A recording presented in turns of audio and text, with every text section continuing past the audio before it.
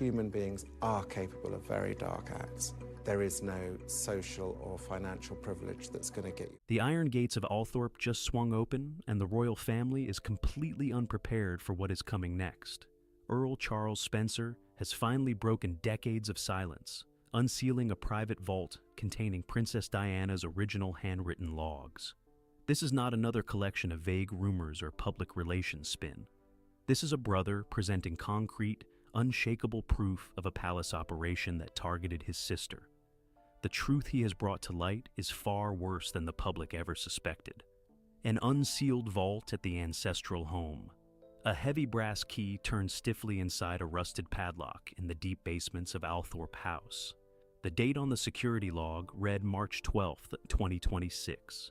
Charles Spencer pulled back a thick canvas sheet, exposing an old iron-bound travel trunk that had remained undisturbed for nearly 3 decades. Inside the trunk lay a series of legal files, private diaries, and unvetted memos from the mid-1990s. The public had long accepted the official version of Princess Diana's final years, believing her psychological distress was entirely internal. These files shattered that narrative completely, offering direct proof of a coordinated palace campaign to control her movements. Charles Spencer did not issue a traditional press statement. Instead, he invited a senior researcher from the British Library to inspect the contents under a strict non-disclosure agreement. The first document pulled from the trunk was a certified copy of a High Court injunction filed quietly by royal attorneys in 1994, which explicitly sought to ban the Spencer family from providing independent legal counsel to the Princess of Wales. The palace had spent decades trying to suppress this specific paper trail. They wanted the world to believe that Diana's isolation from her blood family was her own choice. The legal files proved the exact opposite, showing that the central administration used threats of corporate litigation to scare the Spencer estate into compliance. The tension turned concrete 48 hours before Charles Spencer allowed the researcher into the archive. His private telephone line rang at 3 o'clock in the morning. The digital display showed the incoming number originated from the main switchboard at Buckingham Palace. A senior royal attorney was on the line, demanding an immediate halt to any archiving projects involving the late princess's personal effects. The attorney stated that any unapproved publication of documents from the Althorp collection would violate the Sovereign Grant Act. Charles Spencer did not argue. He simply recorded the conversation, stated that the family's historical immunities predated the modern royal funding laws, and terminated the call. The mystery lies in why the palace panicked so intensely over 30-year-old paperwork. Charles Spencer believed it was not a simple matter of historical reputation. He suspected that the methods outlined in those old memos were still actively being used by the modern public relations apparatus to manage current family crises. The resolution to this immediate mystery came from the very first folder in the iron trunk. It contained an itemized log of intercepted mail sent between Althorp and Kensington Palace during the winter of 1995. The log showed that 42 separate letters from Charles to his sister had been flagged by an internal security unit as administrative risks and held in a central sorting facility for weeks at a time. This documentation proved that the palace had deliberately created a communication vacuum around Diana. They wanted her to feel completely abandoned by her brother so that she would rely exclusively on the advisors they provided for her. By showing this proof to the world, Charles Spencer was exposing the blueprint of palace isolation tactics. The strategy had a devastating impact on Diana's decision-making process during her final years. Because she wasn't receiving her brother's letters offering sanctuary at Althorp, she mistakenly believed he had turned his back on her. This manufactured misunderstanding pushed her straight into the arms of external actors who lacked the resources or the loyalty to protect her from the aggressive British press corps. But the unsealed vault contained an even deeper revelation that shifted the focus from the past to the present. Beneath the legal files, the researcher uncovered a small, velvet-lined cedar chest that required an entirely separate modern security code to open. The chest did not contain official state papers or family property registries. It held a series of micro-cassette tapes and a handwritten notebook featuring Diana's distinct, slanting penmanship. The first page was dated August 3, 1997, just 4 weeks before the fatal crash in the Alma underpass. Charles Spencer's recent actions have sent shockwaves through the executive committees of the royal household. The current administration realizes that they no longer hold a monopoly on the historical narrative of the 90s. The brothers' broken silence means that every official report, every curated documentary, and every palace-approved biography is now subject to a massive, factual challenge from the family archives. The conflict has effectively divided the court's advisors. The older generation wants to use royal prerogative laws to seize the Althorp archives under national security mandates. The younger PR team realizes that a public legal battle with Diana's brother would cause catastrophic damage to the monarchy's current public standing, leaving them completely paralyzed as the contents of the cedar chest begin to emerge. The paper trail of absolute isolation. A faded cardboard box labeled Althorp Delivery Logs. 1995 sat on the corner of a long wooden work table. Charles Spencer pulled a manila folder from the top of the pile. He opened it to a page detailing courier drop-offs for the week of November 12th. Every entry was stamped with a purple ink mark from the Northants Constabulary. The record showed a highly unusual pattern for a private estate. Under standard British postal rules, registered mail is delivered directly to the front door of the main house. These logs revealed that every package sent from Kensington Palace to Althorp was diverted to a secondary processing center in Northampton first. The palace claimed this was a routine anti-terrorist screening procedure. The security logs showed that the packages were held for an average of 72 hours before being released to the Spencer family drivers. During these 3-day windows, the seals on the envelopes were routinely broken and replaced with generic adhesive strips. This physical evidence proved that a targeted intercept operation was actively taking place. The tension peaked when Charles Spencer cross-referenced the dates of the delayed mail with his sister's private journal entries from the same month. On November 14th, Diana had tried to send her brother a copy of a medical report regarding her blood pressure treatments. The document never arrived at Althorp. The palace courier log showed the package was permanently classified as undeliverable due to administrative error. Charles decided to test the system. He hired a private courier from a local delivery firm on a Thursday morning. He instructed the driver to bypass the main roads and deliver a sealed envelope directly to the back gate of Kensington Palace. The envelope contained a blank piece of paper and a digital stopwatch set to count upward from 0. The driver was stopped by 2 unmarked security vehicles 2 miles outside the palace perimeter fence. The men in the cars did not identify themselves as police officers. They confiscated the envelope, gave the driver a generic receipt from a shell company, and ordered him to return to Northamptonshire immediately. The mystery lay in how these operators knew the exact route the private courier was taking. The driver had not used his company radio or a public satellite navigation system. He had followed a handwritten map drawn by Charles himself on a piece of scratch paper just minutes before departure. Charles suspected that the communications leaving Althorp were being monitored through an electronic tap on the estate's main switchboard. He hired an independent telecommunications engineer from London to perform a full physical sweep of the telephone lines running along the perimeter wall. The engineer spent 3 days inspecting the junction boxes using an analog signal tester. The resolution to this mystery was found inside an old cast-iron gatepost near the southern boundary of the property. The engineer discovered a small, battery-operated radio transmitter wired directly into the main copper telephone trunk line. The unit was not standard British military issue. It was a specialized piece of surveillance hardware manufactured by a private German defense contractor. The device was designed to copy every audio signal from the estate and broadcast it to a low-frequency receiver located inside a derelict farm building 3 miles away. The farm building had been leased to a generic agricultural research trust 6 months earlier. The trust's banking records showed that its monthly rent was paid through a blind trust administered by a former palace courtier. This discovery changed how Charles viewed his sister's letters from that period. He realized that every piece of advice he had tried to send her was being read by her handlers before it ever reached her hands. The system was using this real-time intelligence to counter his suggestions, telling Diana that her brother was sharing her private thoughts with the press. The psychological impact of this isolation tactic was devastating. Diana began to believe that her brother was part of the conspiracy against her. When Charles tried to call her from a public telephone box to bypass the estate tap, She refused to take the call, believing the voice on the other end was a voice mimicry unit used by the security services. The paper trail also exposed the financial mechanics behind this tracking operation. Charles found a series of invoices from the private defense contractor billed directly to the Civil Contingencies Fund. This was a government account meant for national emergencies, completely shielded from parliamentary oversight or public freedom of information requests.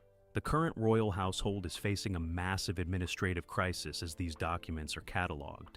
The old defense contractor logs contain the names of several individuals who currently hold senior advisor roles within the modern court.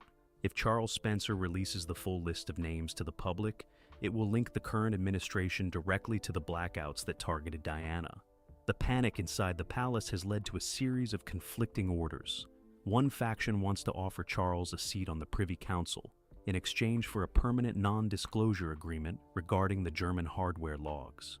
The other faction is pushing for an immediate royal prerogative order to classify the entire Althorp basement archive as state property, setting the stage for a dramatic constitutional showdown over the family's private history. The Secret Compromise of 1996. A black fountain pen scratched across a thick sheet of vellum inside a private conference room at Mishcon de Rea Solicitors in London. The date was July 10, 1996. Charles Spencer sat at the long table, watching his sister sign her initials to the bottom of page 44 of her formal divorce decree. The documents outlined the exact distribution of her remaining royal privileges. The public focused heavily on the £17 million lump sum settlement. They read about her retaining her apartments at Kensington Palace. But the most significant clauses were completely hidden from the public press releases. These clauses detailed the systematic dismantling of her international diplomatic immunities. The tension rose when a senior royal trustee slid a secondary, blue cardboard folder across the table toward Charles Spencer. This folder contained a separate private property covenant. The text required the Spencer estate to waive its historical right to host any official offices for the Princess of Wales. The palace wanted to ensure that Diana could never operate a rival diplomatic court from Althorp. Charles Spencer refused to sign the covenant during the morning session. He stated that the restriction violated the ancient Spencer family charters granted by King Charles II. The royal trustees did not debate the historical point. They simply informed him that if he did not sign by 5 o'clock, the Inland Revenue would initiate an immediate retrospective audit of Althorp's agricultural tax exemptions dating back 20 years. The threat of financial ruin was explicit. The palace was using the state tax apparatus to force the aristocracy into absolute submission. Charles Spencer held out until 4 o'clock. He watched his sister pull a small gold crucifix necklace from her collar and trace its edges with her thumb. She looked at him and nodded once. He took the fountain pen and signed his name to the blue folder. A peculiar mystery surfaced immediately after the signatures were witnessed. A junior clerk from the palace legal team walked into the room to collect the duplicate copies for the royal archives. As he passed Charles Spencer's chair, he dropped a small green plastic film canister into Charles's open briefcase. He did not say a word, collected his folders, and walked straight out of the building. Charles did not open the canister until he returned to his London flat that evening. He pulled out a tightly rolled strip of microfilm. He held it up to a desk lamp, expecting to find copies of the tax audit threat letters. Instead, the microfilm revealed a highly classified internal memo from the Ministry of Defense dated June 12, 1996. The memo detailed a plan to monitor Diana's international travels using tactical satellite tracking networks. The operation was codenamed Project Cobalt. The mystery was why a low-level palace clerk would risk a treason charge to hand this information to the Spencer family. Charles had no relationship with the man, and the clerk's background check showed regular, long-term service within the royal household. The resolution to this mystery came through an obituary notice 3 years later. The junior clerk was actually the grandson of a former head housekeeper who had served the Spencer family at Althorp during the 1950s. His family had felt a deep, generational loyalty to the Spencers that far outweighed his modern employment contracts with the Crown. He had used his clearance in the palace mailroom to intercept the secret defense memo, risking his career to give the family a vital warning. The information on that microfilm changed how Charles Spencer navigated the final year of his sister's life. He realized that the surveillance was no longer just an internal palace tracking project run by courtiers. It had escalated into a full state-sponsored monitoring program involving national security infrastructure. Every flight she took, every hotel she booked, and every foreign dignitary she met was being logged by military-grade sensors. Charles tried to use this information to convince Diana to limit her overseas travel. He met her at a quiet park in North London, away from her usual security detail. He showed her prints of the microfilm logs, pointing out the specific satellite coordinate headers. But the warning came too late. The systematic isolation campaign had already damaged her ability to trust anyone, including her own brother. Diana viewed the prints with a strange, detached calm. She told Charles that she already knew about Project Cobalt. She claimed that a foreign diplomat had given her a similar warning 2 weeks earlier. She believed that the only way to remain safe was to stay in the global public eye, moving constantly between international charity galas and high-profile Mediterranean holidays. This defensive strategy played directly into the hands of her handlers. By forcing her to operate outside the safety of traditional royal protection channels, they ensured she would rely entirely on unvetted private security teams. The palace did not need to actively plan her downfall. They simply watched through Project Cobalt as she moved further away from the institutional safety nets that had protected her for 15 years. The modern fallout from this '96 compromise is hitting the royal family right now. Charles Spencer's unsealing of the Althorp trunk means that the original prints of Project Cobalt are now available to independent legal investigators. The current court advisors are frantically reviewing the defense archives to see if any active tracking systems from that era are still linked to modern royal security protocols. The panic has triggered an emergency meeting between the Prime Minister and the King's private secretary. The government is deeply concerned that the publication of Project Cobalt will expose the historical abuse of state security funds for personal family policing. The traditionalist old guard is advising the king to remain entirely silent, while the modern communications team is warning that a refusal to address the microfilm proof will completely destroy the monarchy's domestic credibility. Unearthing the truth from the cedar chest. A small silver key snapped inside the miniature iron padlock of a cedar chest. The date on the Althorp work desk was April 3rd, 2026. Charles Spencer used a pair of fine needle-nose pliers to extract the broken metal bit. He gently pried open the wooden lid. A distinct scent of aged cedar and dried lavender filled the small library annex. Inside the chest sat 3 spiral-bound reporter notebooks. The covers were faded blue cardboard. They belonged to Princess Diana. The pages were covered in her distinct, energetic handwriting. She had used a simple black ballpoint pen to log the events of her final months. The very first entry was dated August 11th, 1997. The text was a factual log of vehicle changes. Diana recorded that her regular vehicle had been recalled to the palace garage for an unscheduled brake line inspection. She noted that the replacement car provided by the pool lacked the standard high-frequency radio jammer usually fitted to royal transport. She wrote that she felt completely exposed during her drives through London. The tension deepened on the 3rd page of the diary. Diana detailed a specific discovery made under the passenger seat of her temporary vehicle. Her personal protection officer had found a small, unlisted electronic component wired directly into the car's central power distribution block.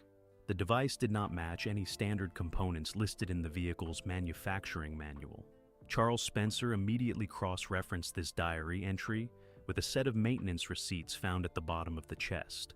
The receipts came from an independent automotive electronics shop in North London. Diana had quietly paid for a private diagnostic scan using cash from her personal allowance, bypassing the royal garage network entirely. The scan report was stapled to the back of the notebook. It confirmed the presence of an active, unvetted tracking transmitter. The unit was designed to broadcast the vehicle's precise GPS coordinates in real time. The serial numbers on the device matched a batch of equipment purchased by the Home Office under a classified domestic security budget. A mystery emerged from the text of the final diary entry, dated August 26, 1997. Diana wrote about a secret meeting with an elderly gentleman who had approached her while she was visiting a hospice in South London. He had handed her a small leather pouch containing 3 key blanks and a slip of paper with a telephone number. The diary stated that the man had whispered a single warning before disappearing into the crowd. He told her that her private security detail was completely compromised by internal operatives. Diana did not record the man's name. She only referred to him by the initials PM. Charles Spencer spent weeks trying to identify this individual. He reviewed the visitor logs of the hospice and cross-referenced them with the employee records of the royal households from the previous decade. The breakthrough came when he found a matching set of initials in an old address book belonging to the late Queen Mother.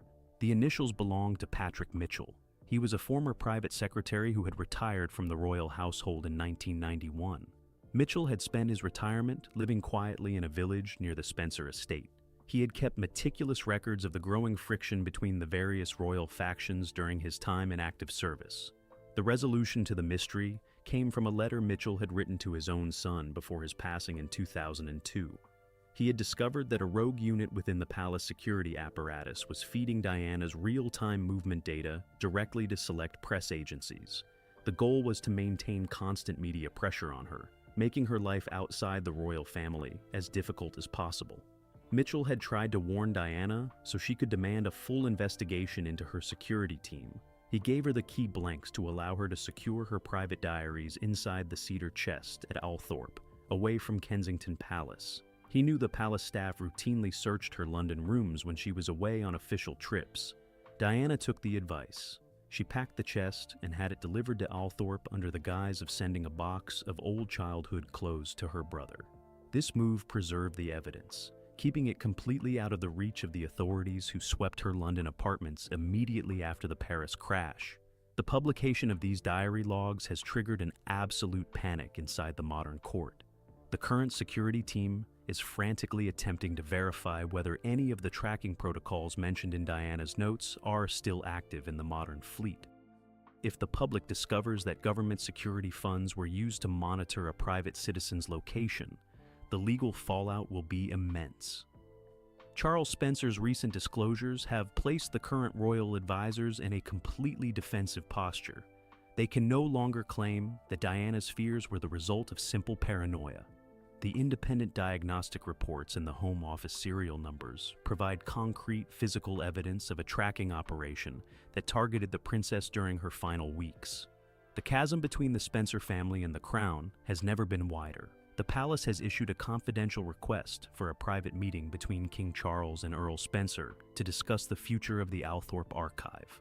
Charles Spencer has refused the invitation, stating that his only obligation is to ensure that the unedited truth of his sister's life is preserved for history.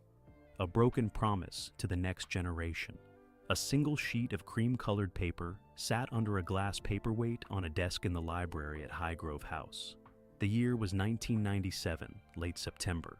King Charles, then the Prince of Wales, looked down at a specific paragraph drafted by Spencer family solicitors.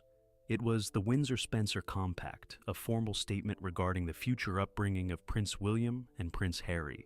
The document explicitly outlined a shared custody dynamic. It granted the Spencer family regular, unvetted weekend visits at Althorpe. It also gave Charles Spencer a formal consultative role regarding the choice of the boys' future boarding schools and private tutors. The public believed the post-funeral arrangements were handled with smooth, familial warmth. The presence of this document in the Althorpe files showed a different, legally binding reality. The agreement was meant to act as a protective barrier around the young princes.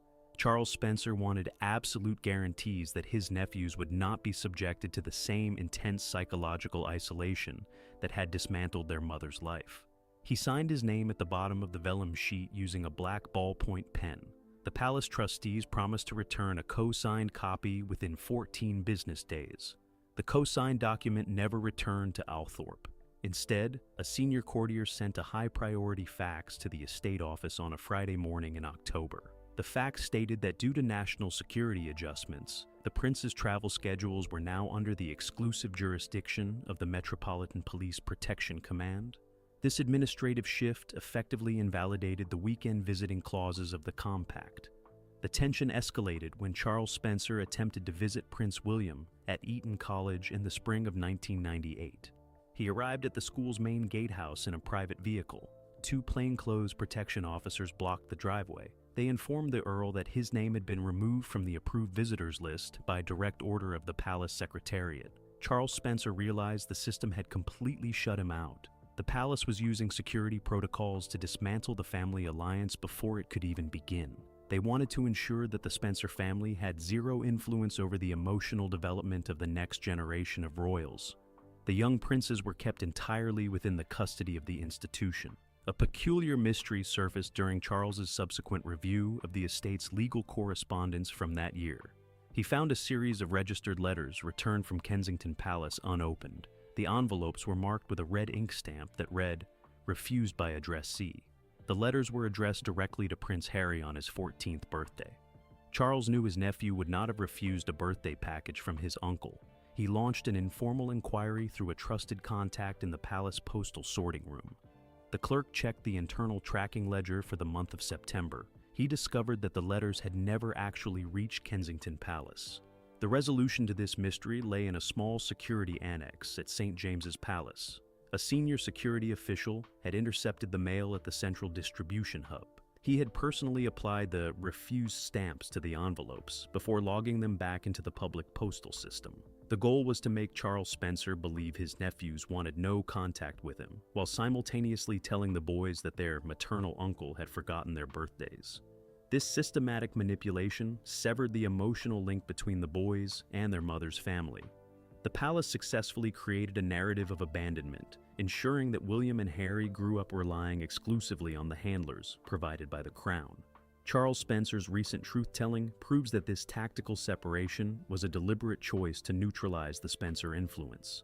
The long-term consequences of this broken promise are visible in the current royal dynamic. The institutional coldness that Diana fought to escape has continued to shape the lives of her children.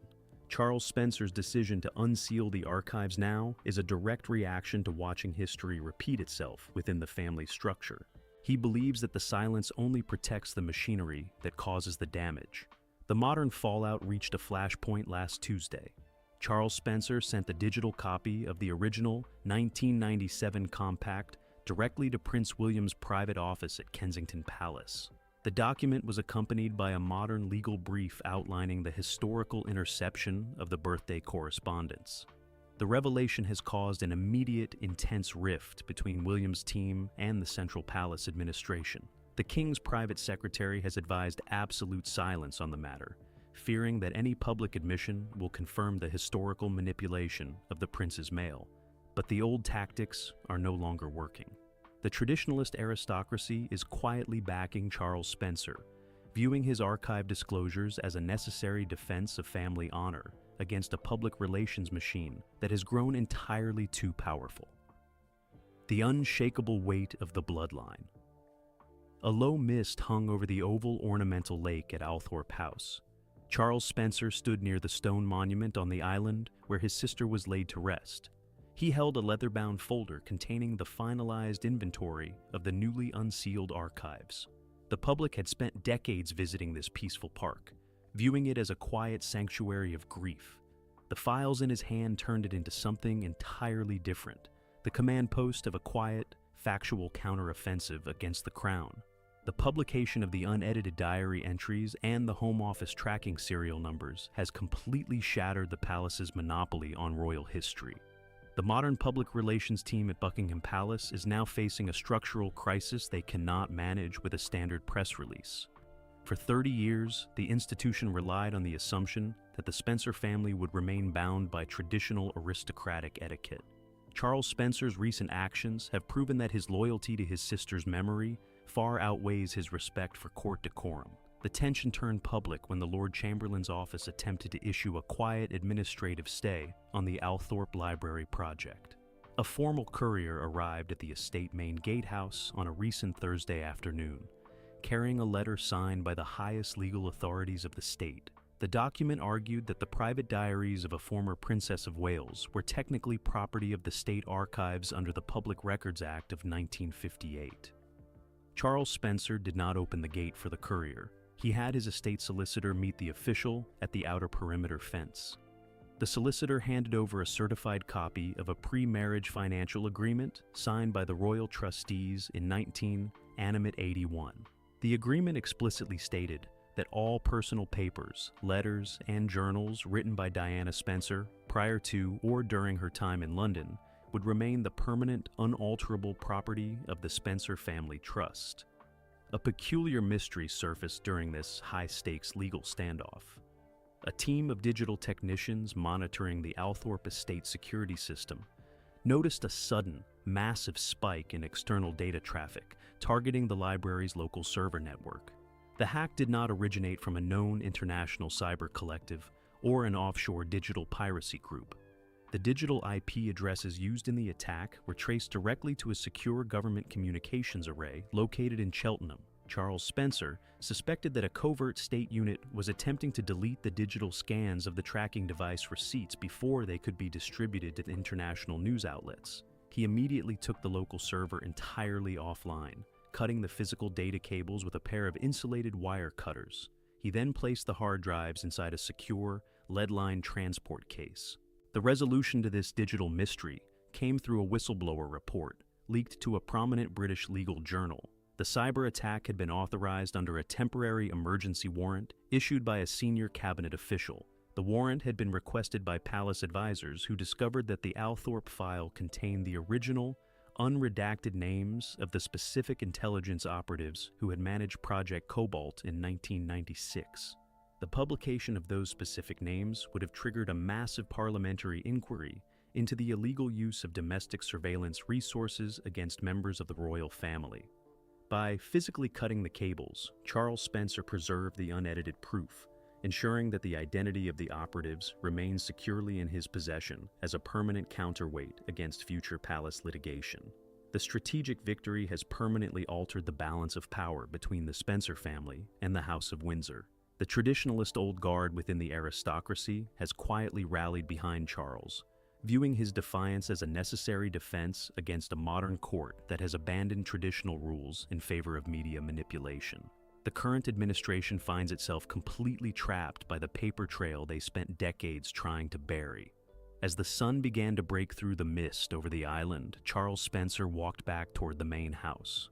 He knew that the unsealed vault had done its work. The truth contained within the cedar chest was no longer a hidden family secret.